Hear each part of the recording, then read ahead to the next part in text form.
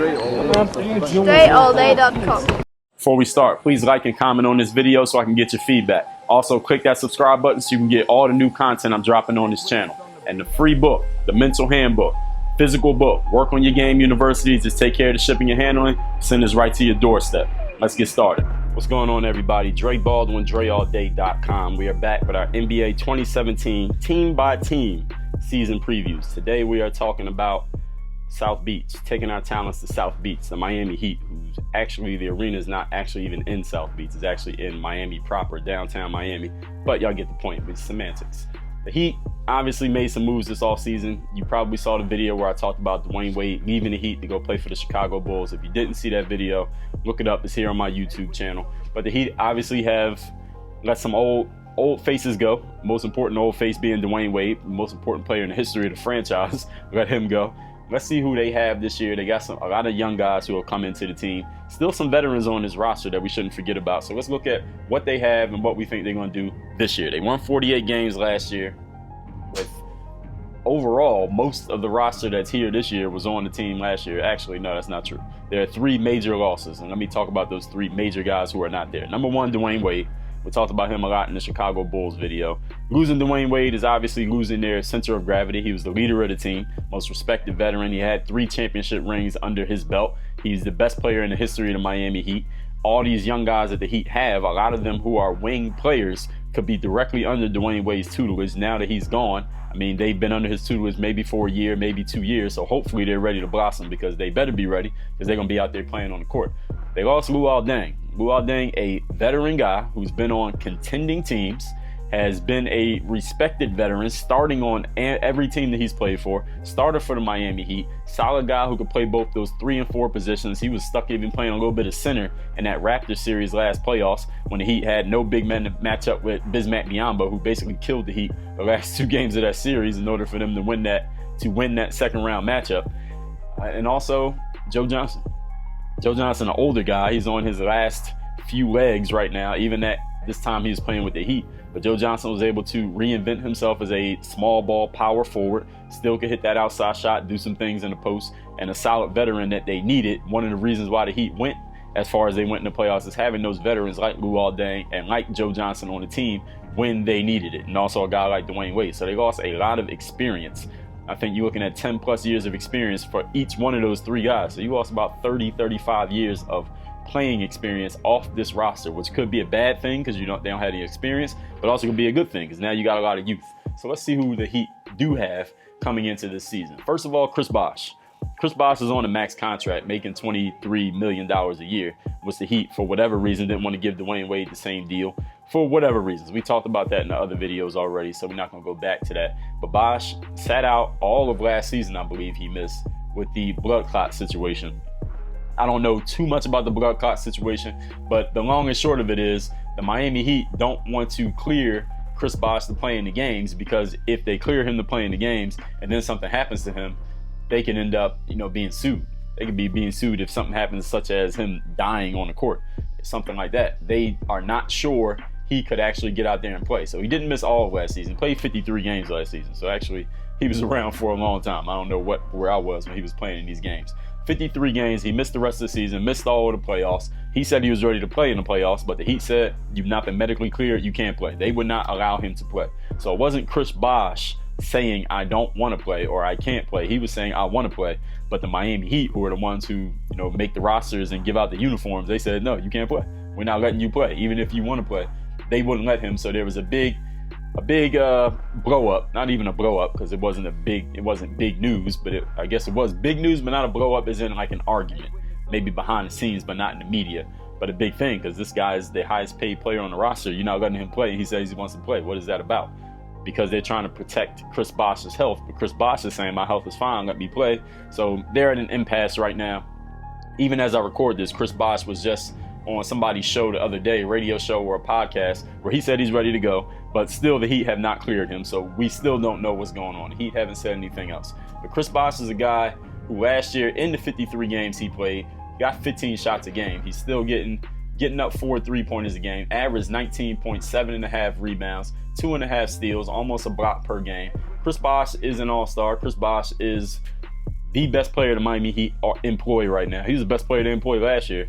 Even with a Dwayne Wade, Chris Bosh is more important to the Heat's success, I think, overall in the long run than Dwayne Wade will be, just because Chris Bosh is younger and because the Heat have made more of an investment into Chris Bosh. And looking at what he can do, we know who Chris Bosh is, right? We know what Chris Bosh is bringing to the table. He averaged about 16 points per game through the Big Three era. Stepped his average up to 21 points per game when LeBron James left the team. And then last year he was at 19 points a game in the 53 games that he played before the Heat shelved him because they said, hey, we don't want you to get any type of blood clot situation keeping you from playing on the team. So the rest of the Miami Heat roster, they signed Wayne Ellington. Okay, you signed Wayne Ellington. Udonis Haslem, another veteran who's been around Miami as long as Dwayne Wade. He stayed on the roster. I thought he was going to leave too, or maybe retire, but he's going to play another year for the Heat, and I think he's important to have because you need that veteran presence. Again, a guy who's actually suiting up every day as a veteran presence. Udonis Haslem is that.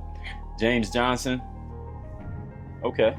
James Johnson, athletic, wing player, can play both forward spots. Okay. You signed James Johnson. Tyler Johnson.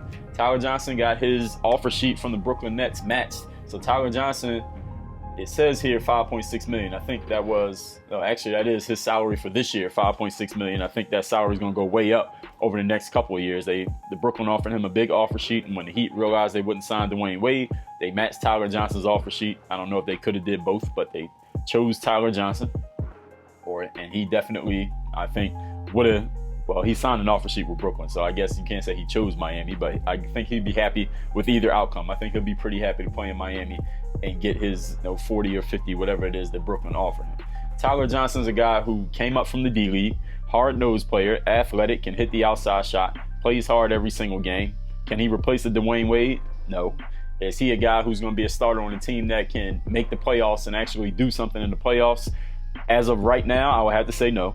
Can he be a starter throughout the season for the Heat? I would say yes. Yes, he can be a starter throughout the season. Now, how good the Heat are going to be, I don't know. That depends not only on just Tyler Johnson, but the rest of this roster.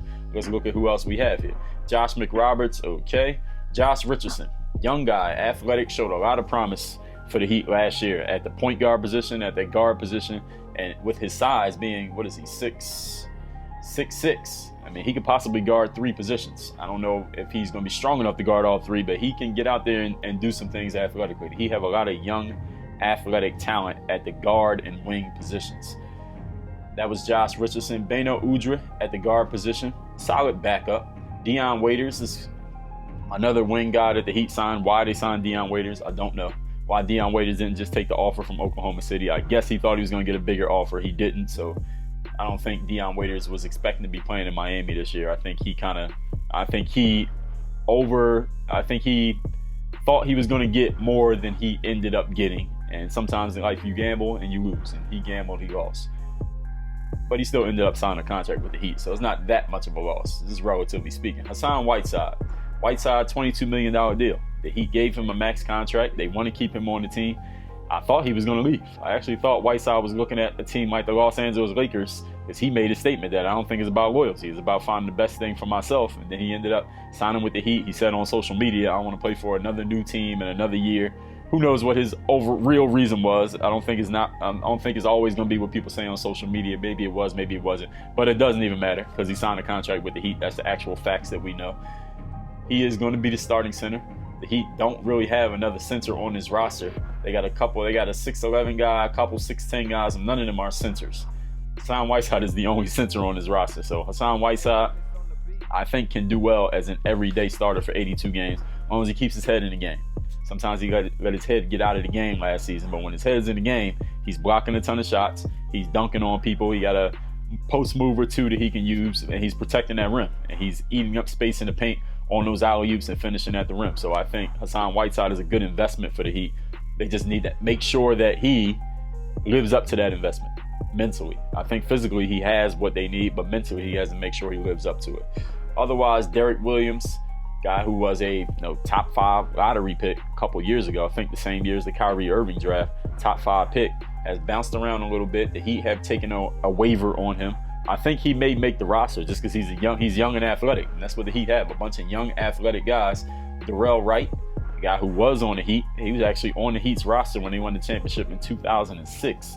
barely played. I think most of those games he didn't even suit up for the games, but he was on the roster back then. Now he's back at 30 years old to be a veteran presence for the Heat. He's a guy who can hit that outside shot very well. He's been around the league. He's been on winning teams. He's been on losing teams. So I think his respected voice, that veteran presence, again, very important for the young guys that the Heat have. And then Justice Winslow, who was a solid rookie last year, 20 years old now, 6'7", another wing, another athlete, another guy who can put the ball on the floor. He can play D, another 3-and-D guy. Heat have a lot of these guys. You got Justice Winslow, just looking at the younger guys. Justice Winslow is one. I mean, Dion Waiters is only 24 years old. We can call him two, but wasn't even really counting him. Josh Richardson is another one. Tyler Johnson is another one. So these young guys that the Heat have picked up, and also forgot to mention Goran Dragic, who's going to be the starting point guard this year. He's making $15 million a year. He's 30 years old, right in the midst of his prime. His the word chemistry with Chris Bosh on the court, if Chris Bosh actually plays this year, is going to be very important because Chris Bosh is the best player on this team. I don't care how much anybody's making. Chris Bosh is the best player on this team. He is the highest paid player, but it's not even about that. Also, with a guy like Whiteside, who can't shoot much from the outside, he's a guy who's going to hang around the rim. It's perfect to have someone like Bosh, who is a solid, really good three-point shooter and can put the ball on the floor a little bit. Very, very important. Very, very useful to put him next to a guy like Whiteside, who can finish at the rim that way. A guy like Goran Dragic, who can handle the ball and create. He can also pass it off. And then you got these athletic guys, these young athletic guys. This Heat team actually can be very good. They can be very good if. There are some ifs that must come in here. Here's the number one if. Chris Bosh must play. Chris Bosh ain't playing. This team's not going to be good. If Chris Bosh is not playing this year, this team is not making the playoffs. Miami Heat do not make the playoffs this season if Chris Bosh does not play. If Chris Bosh plays, the Miami Heat make the playoffs. If Chris Bosh plays, this team can win a playoff series if Chris Bosh plays. Chris Bosh does not play, they're definitely not making the playoffs. But these young guys will get to develop. So a great thing for the Heat, no matter what happens with Bosh, is your young guys will get to develop. Because Bosh is a power forward guy. He's a small ball center also. So no matter whether he plays or not, all the Heat's young guys are these wings, these wing athletic guys. So they're going to get to develop whether Chris Bosh plays or doesn't play. So that's a positive for all Heat fans and the Heat organization. But as far as actually winning games, Goran Dragic is a good player. I mean, Goran Dragic is not a... You're not winning a championship if he's the starting point guard on your team, in my opinion. He would have to kind of be an off-the-bench guy, some energy, change of pace guy. But him as a starting point guard, just looking at his playing style, the fact that he needs the ball in his hands, you're not winning a championship with him as your starting point guard. But I don't think the Heat are trying to win a championship this year. I think they want to develop those young guys, see what they have and see what they don't have, maybe add some pieces, who knows, because the best player on your team is 32 years old. I mean, this may be one of the last years or two of his prime that Chris Bosh has. You got to get that guy on the court, especially the fact that you're paying him $23 million. I think obviously they're trying to protect his overall health and his life more than they're worried about him being on the court and scoring a certain number of points. But something has to happen with this Chris Bosh Miami Heat situation. Something got to happen. Hopefully he gets to get on the court and do what he does best, do what they're actually paying him to do. So that really has a whole lot to do with where the Heat are going to go this year when Bosh actually gets on the court. I think he will play. Maybe it'll go into training camp. Maybe it'll go a little bit into the season. But I think Chris Bosh will play at least 60 games for the Heat this year. And that has nothing to do with injury. It has to do with him just getting cleared by the medical staff. At least 60 games this year. And I think the Heat can make the playoffs. They'll probably be a 6, 7, or 8 seed. They may lose in the first round if that happens. If they end up a 6, 7, 8 seed, they may end up losing in the first round. If they get Bosh for the entire season, I think that he could get a top 4 seed. And they're going to be in a dogfight. Whoever they play in the first round, they're going to have to battle. Even if they have home court advantage, they're going to have to battle. This team is not that great. They're good. They're not that great. They got a lot of young talent. Young talent doesn't win playoff series. You got to have players who can actually, exactly what they're going to do. They're going to get it done over and over and over again. That's what wins a playoff series. The Heat don't have that. They have Chris Bosh. He's the only guy who I say fits into that category, who's actually going to be in a rotation. The only guy. And if he ain't playing, then like I said, then there's no way they're doing anything. So it's a big question mark here. And Chris Bosh is a huge question mark. It's like if you're looking at the Cavs, if LeBron plays the whole season or if he misses the whole season, it's hard to even predict what they're going to do. That's like win the championship, maybe not even make the damn playoffs. Chris Bosh ain't LeBron, but is a similar conundrum with the Miami Heat. So overall, this team just got to be a question mark. I'll put them anywhere between the number 4 seed and the number 10 seed in the Eastern Conference. They'll either finish 4th, home court advantage, or they can finish 10th, not even in the playoffs, and getting a lottery pick next year, which might be exactly what they need. So who knows? We'll see what happens with Chris Bosh. Maybe some news will happen after I record this. I'm recording this in mid-September, so maybe something will happen after I record this that changes this and nulls everything that I just said. So we'll see. Everybody, the next preview that I'll be doing will be, I think we finally got through that log jam in the Eastern Conference where it was 4 or 5 teams tied for the same record. We went through the Pacers, then the Hornets, then the Celtics, then the Hawks and the Heat. So we had 5 teams there. The Pacers were 3 games behind, but in terms of record, they were right there next. Now we are left with 6 teams left in all of the NBA to cover. Next, we'll be talking about the Los Angeles Clippers. Everybody, I will see y'all tomorrow on the next preview. Work on your game. Dre all day. Oh yeah, leave comments about this one. Work on your game. DreAllDay.com.